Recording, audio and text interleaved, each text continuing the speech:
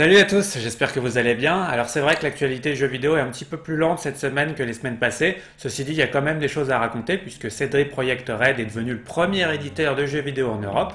On va aussi parler de Mafia Trilogy qui va se présenter avec une version remaster du premier épisode. Et puis enfin on fera l'état de toutes les rumeurs sur les jeux PS5. Sony devrait annoncer sa console avec tous les jeux au début du mois de juin et du coup on va parler des jeux qui devraient être présentés à ce moment-là. Bref, pas mal de choses quand même à raconter, on débriefe ça ensemble, c'est parti. CD Projekt est donc devenu le plus gros éditeur européen de jeux vidéo devant Ubisoft. CD Projekt, c'est 8,2 milliards d'euros cotés en bourse contre les 7,82 des Français d'Ubisoft. Et donc ça fait de lui le principal acteur du marché européen en termes de jeux vidéo. Et pourquoi est-ce que c'est intéressant ça? Tout simplement parce que Ubisoft a une stratégie plutôt orientée sur de nombreuses franchises. On pense évidemment à Assassin's Creed, The Division, Rainbow Six, Les Lapins Crétins, For Honor.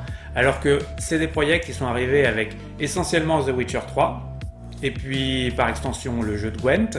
Et évidemment, il y a leur future grosse bombe Cyberpunk 2077 qui arrive bientôt en fin d'année. Mais du coup, leur stratégie était quand même très différente de celle d'Ubisoft.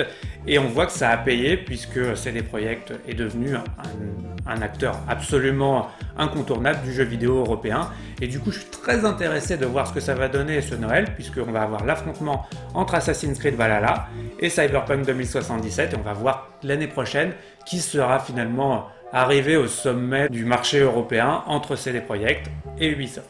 Cette semaine est donc sortie Mafia Trilogy sur toutes les plateformes de téléchargement et à l'heure actuelle, qu'est-ce que ça veut dire? Vous pouvez récupérer pour le moment Mafia 2 et Mafia 3 en version Definitive Edition, c'est-à-dire des versions avec les graphismes upscalés pour la 4K, le 60 fps, pour que ce soit plus chatoyant à l'œil sur les télés actuelles.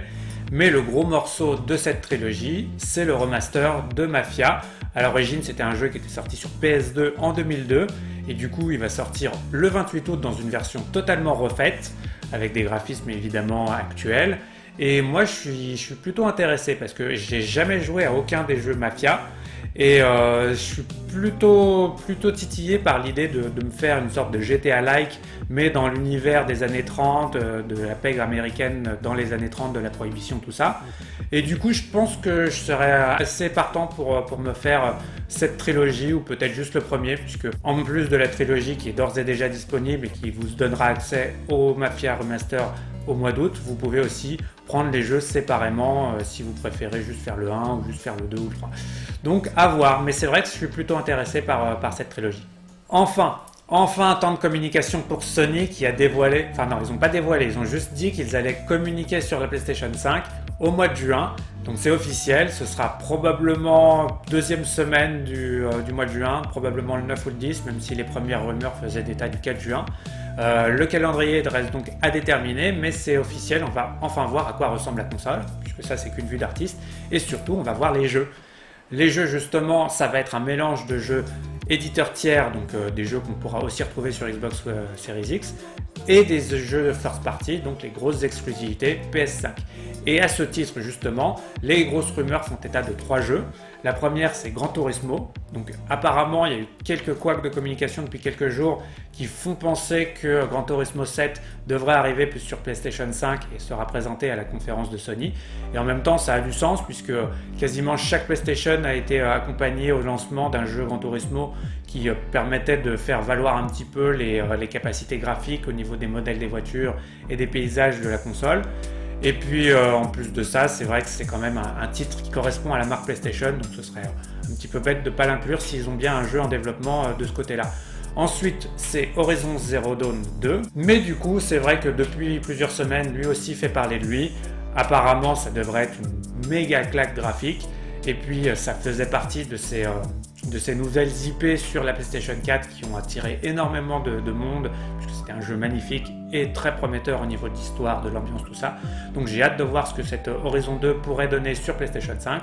Et puis enfin, la rumeur fait état d'un nouveau Silent Hill, développé par les Japan Studios, qui sera en développement du coup depuis le début de l'année 2019 et qui serait déjà jouable, donc peut-être une grosse démo de gameplay. Et on se souvient du fiasco de PT, le playable trailer du Silent Hills d'Hideo Kojima qui a du coup été annulé lorsque Kojima a été viré.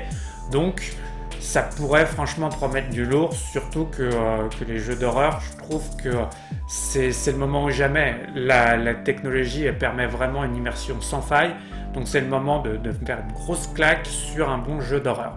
Donc voilà, à voir, il y aura encore un ou deux briefs JV à débriefer avant cette présentation PlayStation, mais bien sûr tout ça je vous en reparlerai dès que la conférence aura eu lieu. Bientôt, voilà, le mot d'ordre c'est bientôt pour la next-gen. Moi je sais pas pour vous mais j'adore cette période quand on est en train de faire la transition d'une génération à la suivante, puisque c'est là où on a des claques graphiques, des trucs qui nous décrochent la mâchoire visuellement et qu'on a des promesses et des espoirs plein les yeux.